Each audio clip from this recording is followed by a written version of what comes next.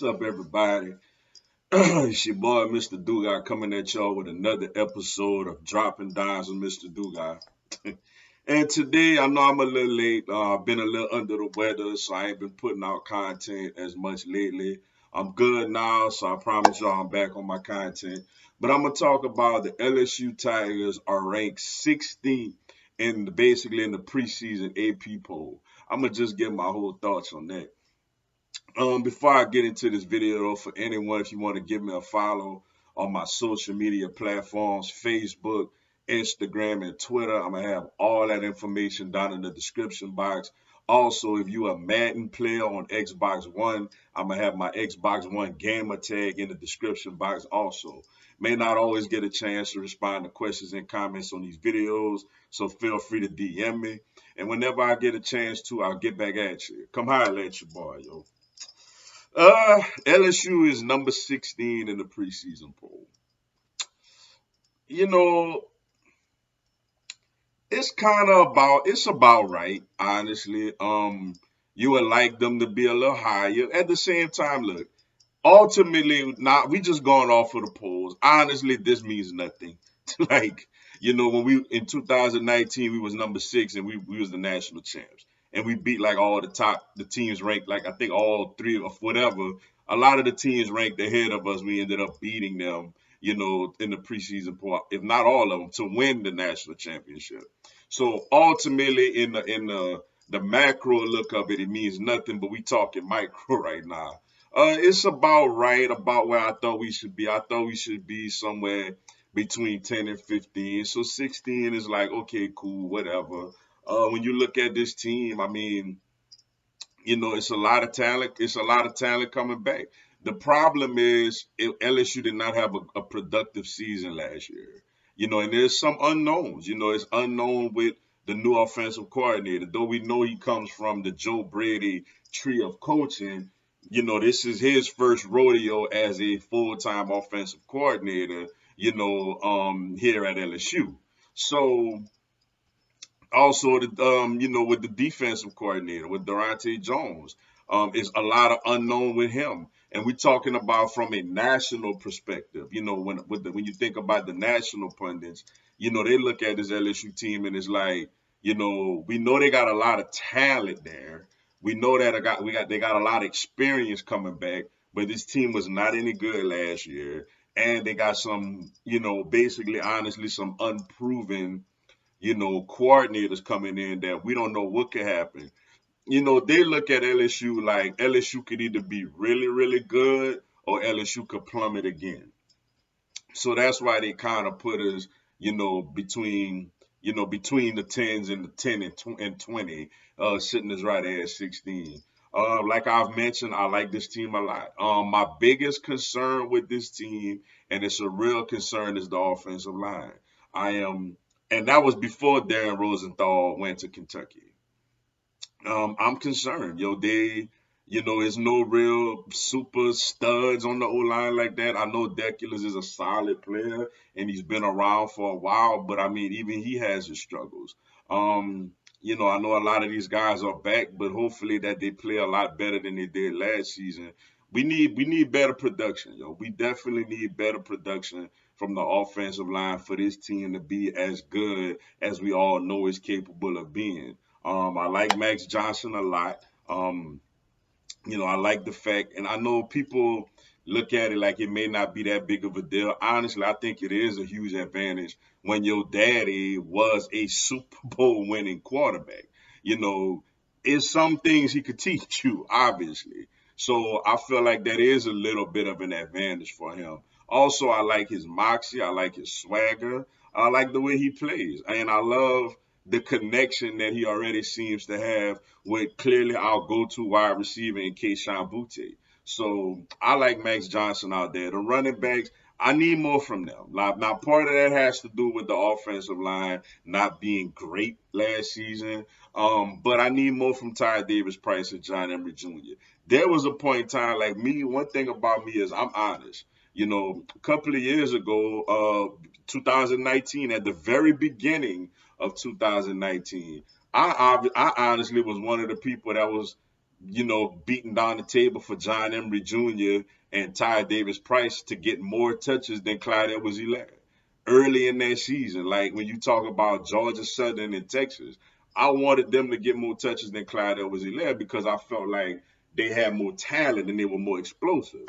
Obviously, that was not an intelligent thought, like thinking back on it. But, to go from that to now, go from me wanting them to get the majority of the touches on a national historic championship team to now, they in year 3 and it's like we still waiting for them to really blow up, to really one of them at least to take the bull by the horns and become that next great LSU running back. It's time for one of them, yo. Whether it's Ty Davis Price or it's John Emery Jr., one of them gotta, or even if it's a little bit of both, they gotta solidify themselves this season as real threats in the backfield. Love the wide receiving core. I'm hearing a lot of big things from freshman Brian Thomas. He's looking like another version of a Terrence Marshall, which is awesome, is what we need. A little concerned about the tight end position as far as a receiving standpoint. Not really big on Cole as Cole as a receiving threat. But I'm hearing a lot about Jack Best, the freshman coming in that they're gonna use him in kind of like an H back role, and he gonna get a lot of targets his way. So that's cool. Defensively, the D line is deep. Ali Gay, Andre Anthony, Jaqueline Roy. You got Mason Smith coming in. I know I'm missing some people, but it's a lot on the defensive line.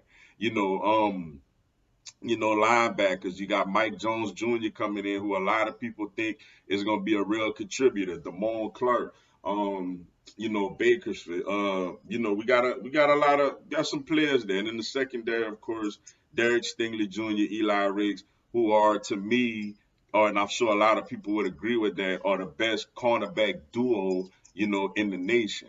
When you think about the top two outside corners, to me, that's the best. You can't get a better pair than that in the nation.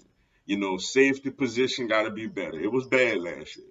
Ty Harris is back. He hasn't quite, to me, lived up to standards. Now I know he's had a serious knee injury, but we need a little more out of him. Jay Ward's been playing a little safety. Derek Dillon, the freshman. We got Sage Ryan coming in as a freshman, who's expected to do things also. Also, we got Major Burns coming in, the Baton Rouge native transferring when he originally committed to LSU, went to Georgia, and now he's transferred back to LSU. Hopefully, we could get some big things out of him this season. Obviously, with the kicking situation, we good with that. We holding it down there. This is a good team, man. Obviously, the biggest key to me is the offensive line. If the offensive line can open up lanes for the running back and protect the quarterback, I feel like this team could be just as good as we believe it could be. Because look, when you look at this preseason top 25, obviously there's Alabama number one, but let's keep it real. Like Alabama is a little bit of an unknown offensively. Like, I know it's because it's Nick Saban and there's a bunch of 4 and 5 stars coming up. I get that. And Bryce Young is basically, for all I'm hearing, is the next best thing since sliced bread, you know. But they gotta prove themselves. They lost a lot of, just similar to LSU. They lost a lot of firepower on offense. They got a new quarterback, new running back, new receivers, and all that coming in. So we got to see what's up with them. Texas A&M, I'm gonna be honest, I don't understand the hype. A&M is ranked number 6, and they just lost arguably their best quarterback in their program history. As far as from a not talent wise, but as far as a statistical standpoint in Kellen Mond, but everybody telling me that they're gonna be even better. So I don't know. We're gonna see.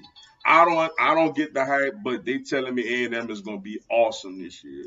They got them number 6. And of course, Florida, another team who lost a lot of firepower on offense. They lost their quarterback Kyle Trask. They lost their tight end Kyle Pitts. They lost their receiver Trevon Grimes. And they got a guy, Emory Jones is coming in. I get it. He's very talented. Kind of like people think of Bryce Young, but he hasn't went out there and proven it yet. So, you look at the schedule, obviously Bama gonna be tough on the road, but they're a young team offensively. Florida, they say gonna be tough. A&M, they say gonna be tough. And guess what? We get both of them at home. So, and obviously there's gonna be other teams that's gonna be good, but those are the only teams in the preseason that are ranked that are on LSU's schedule. So I feel like I said, the offensive line do their thing. I think we're gonna be all right, yo. But with that being said, that's all I got for y'all today. Appreciate y'all checking out the video. Hit the like button for your boy. Give me a subscribe. I'm gonna have LSU and NCAA content throughout the year. Also on Saturday, tomorrow, 1 p.m. Eastern, 12 Central, 10 Pacific. I do an hour-long Q&A. Y'all come on there, ask me anything, tell me anything. I'll answer your questions, respond to your comments, and give you a shout out on the live. Y'all should join me. There'll be some good stuff. Also on Sunday at 11 a.m. Eastern, 10 a.m. Central, 9 a.m. Pacific, 8 a.m. Pacific. I co-host Big Time Sports Talk on ESPN 1420 a.m. It's a 2-hour show. Y'all download ESPN 1420 a.m. and listen to Big Time Sports Talk on Sunday. Your boy gonna be co-hosting on that every Sunday. Come give it a listen. It's a good show.